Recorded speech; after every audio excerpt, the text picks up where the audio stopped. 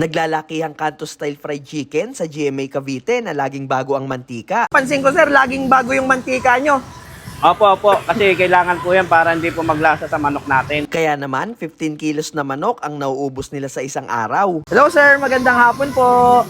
Magandang hapon po, sir. Sir, ano itong binibenta natin sir? Lahat ng parte ng manok, ng thigh part, leg, pakpak, at saka yung leg. Talagang bagong luto sir, no? Ang ganda ng itsura. May timer yan sir, no? Para talagang ano.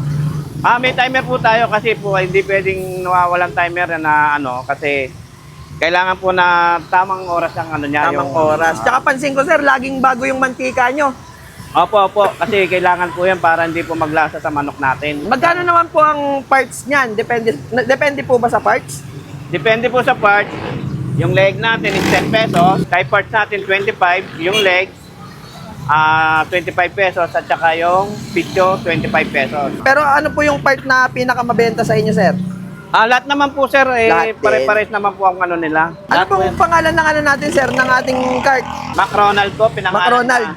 Parang McDonald. Parang McDonald po. Lasang McDonald. Lasang McDonald. Mas masarap pa. Medyo naman sir, baka sabihin. Ano po bang pinagkaiba natin sa ibang chicken sir?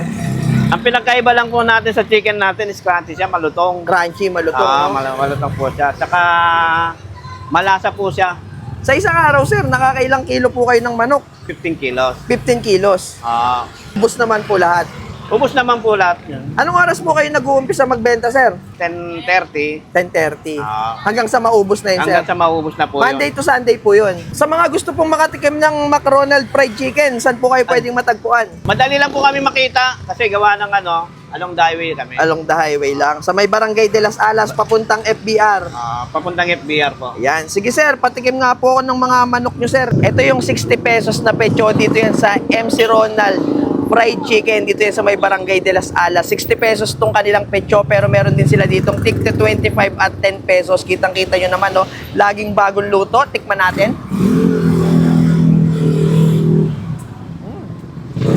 Ang sarap. Ang juicy ng manok. Tapos ang crispy ng balat. At ang mas binabalik-balikan din dito, yung lasa ng kanilang gravy. Ang sarap ng lasa. Grabe itong manok nila. Ito yung Kanto-style fried chicken na babalik-balikan at dadayuhin nyo. Ito naman yung kanilang 10 pesos na leeg. Hindi nyo aakalaing 10 pesos lang yan dahil sobrang laki. Kagandahan dito, laging bago yung mantika, kaya malutong at siguradong masarap yung lasa. Grabe. Ito talaga yung masarap na street food. Ang sarap ng lasa, tapos malutong yung balat. Grabe to.